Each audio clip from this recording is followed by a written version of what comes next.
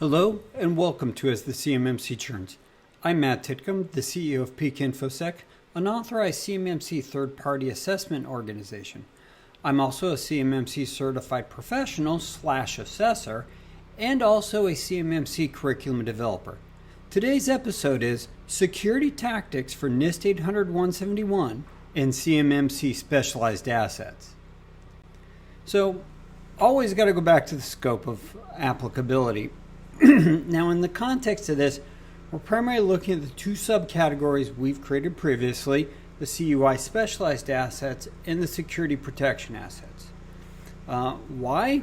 Well, because we're going to be driven by DoD's definition within the CMMC scoping guide.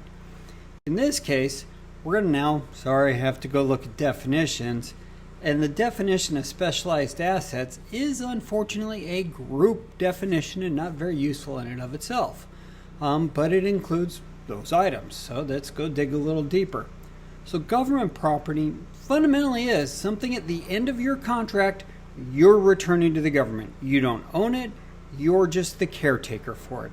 It's been issued to you. Many times that comes with you're having to maintain it per government requirements, not yours. So again, this is stuff that normally is, government direct assets. Now, IoT, or the industrial Internet of Things, this is smart camera security systems, HVAC unit controllers, anything that is a IP-enabled device that sits on your network that is not a normal computer running Android, iOS, Mac, Windows, or Linux. Now, they may run some Linux variants, and that's okay, but that's really what they are. Key thing here is in here also. When we look at that DoD definition, they kind of forgot smart TVs, security systems, etc. There's a whole bunch of junk that actually still fits within that IoT category. And nowadays, for the capabilities that printers have, you can potentially add printers into that capability of an IoT type thing. Operational technology, now we're kind of into the industrial control system, SCADA, OT. Really CNC machines, these are going to be the most common things we run into. But I do run into OT devices that are doing water treatment coming off the CNC machines to remove all the chemicals, to purify it before it can be sent down the sewer system. Again, those are monitored, and so there's lots of stuff that fits within this broad category here. Now, restricted information systems that are basically components that are configured based on government requirements. They tend to be also an overlap with government property. Most times, if you're configuring something that tightly per government requirements, you're getting ready to hand it off to them. So we're going to kind of make an assumption that if you're configuring a restricted information system that tightly, it's also going to be government property. Now, the last one is test equipment. We run into this a lot. You've taken something from your CNC machine up in the industrial IoT. You're now putting it up against a measuring device, and you've got that 7-dimension measuring to make sure that part that's come off the machine meets the design specifications. X-ray machines, all these other things, they're test equipment. Now, when we go into this going forward, these definitions kind of come into play. Now, we've spoken previously in general about applying the scope of applicability, and we published this process diagram separately. You want to follow this process diagram. This will help you to move things out of scope and reduce the complexity, because there's stuff actually in the way DoD classifies this. If you're doing this backwards, you're going to end up with more stuff in your scope than you really need to. So bottom line is, because DoD doesn't realize you can take their stuff realistically out of scope, follow this process. We're looking to evaluate and update this process to account for some things that because of DoD's clarifications, and we will look to do so. So let's talk about that government property and restricted information systems. So normally these are going to be governed by a DoD authorization to operate and subject to government change management authorities.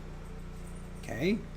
If that's the case, you don't own it, you're just caretaking for it, same as if you've got somebody working on base and they're using the government laptop. Yeah, at that point in time, we now need to go back to the definition for scoping.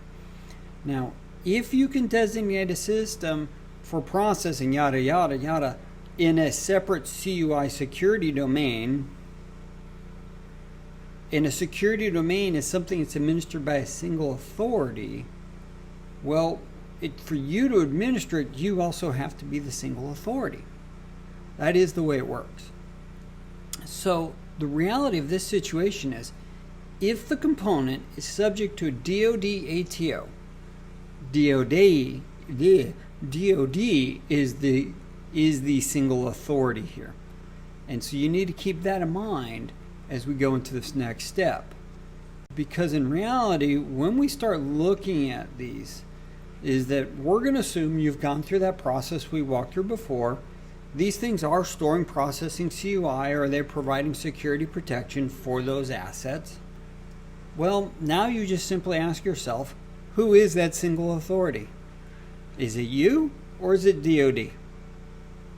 Pretty straightforward. Here's the answer. If your organization is the single authority, keeps in your scope. Now that means you've got to apply it, you've got to document it, and of course the CMMC assessment scoping guide, but you're still required to apply all 800-171 requirements to it. Now, if someone in DoD is the single authority, well then now it's out of scope. Take it out of scope, document it out of scope, and then apply isolation techniques to reduce it and then protect it, and of course the DoD requirements, but treat it as an external information system and document accordingly why you've done this with these. Now, IoT, industrial IoT, OT, and test equipment, there's a boatload of use cases in here. Way too many for me to cover. So we're going to give you some general best practice guidelines that we follow when we're implementing and protecting these within clients that have this in scope. Again, we're presuming all of this is in scope. If it's not out of scope, that's a whole nother conversation. So first, group by generic type or by manufacturer. It'll make your network segmentation, your application of zero trust principles easier when you do this. Now then you apply zero trust based network segmentation and access control techniques. And I've given you the related NIST 800-171 requirements really kind of drive this. So a good example of group by generic type is you would put all the printers in a printer VLAN. Put that behind your firewall and then restrict all inbound and outbound traffic to only what is operationally needed. Many times these devices are not being patched as fast as PCs because they're manual. So again, you want to basically closely allow them, but then closely restrict them. So realistically, if they don't need to do it, don't allow them to do it. Another example, CNC machines from a single manufacturer. You could put it into that manufacturer CNC VLAN, and again, restrict all inbound, outbound communication, so only what is required.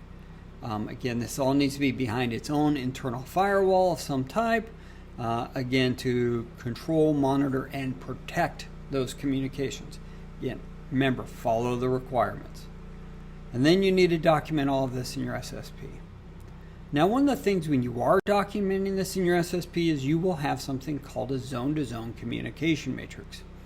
This is a very simplified example that would work for kind of the typical mom and pop small manufacturer shop. So we've got the servers and then what they can communicate across. We've got users and what they can communicate across to, etc. So you can see that the server, well, it can go out and scan vulnerability and do vulnerability scanning outbound to go look at users, etc. Generally, servers have very little requirements to ever reach out into user environments. Active Directory, depending upon how you got structured, may be doing some GPO pushes, but most times that's initiated when the device logs in and it pulls it. Most times you don't want to vulnerability scan your CNC machines. they're not capable of it. And if you do, you have a chance of breaking them, so you're going to patch them manually. And I guess servers never has access to guest. And then you're going to limit what you do on the internet from those servers. Again, especially for servers, you really want to make those as tight as you can.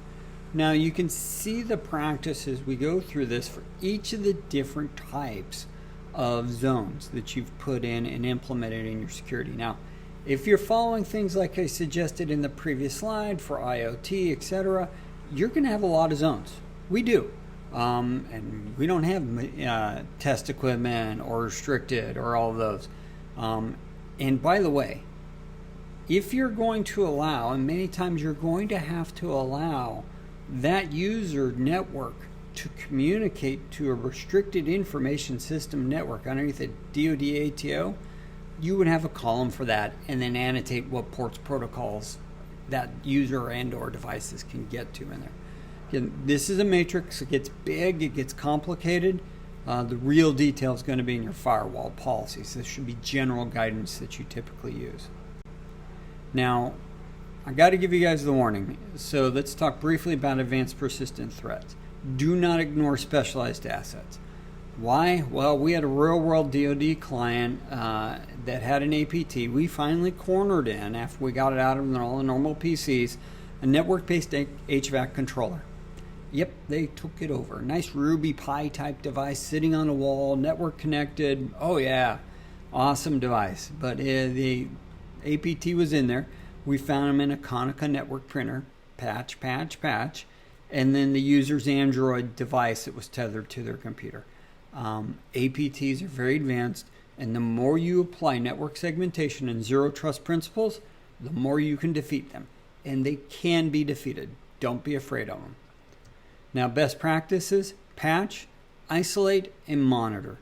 As we dealt with this APT and we started doing network segmentation, started monitoring, that's how we knew where they were finally at and be able to isolate and then basically do factory resets on the devices up above and kick that person's Android off their device forever. So let's briefly sum up here. Apply the NIST 800-171 CMMC scoping process diagram. The hyperlink is there. You can find it on Peak InfoSec. We're more than willing to, if you email me, I'll send it to you directly. Take as much out of scope as possible. Be conservative in doing this, because what you don't want to do is you don't want to over descope. That can cause other problems, and it causes a delay for you in getting certified. Remember, if your org is not the single authority, take it out of scope. Apply zero trust based techniques to all internal isolation techniques. That's a fundamental premise from an architecture and design, but that's the methodology you want to follow. And document all of this in your zone-to-zone communication matrix. Now, lastly, don't ignore these components.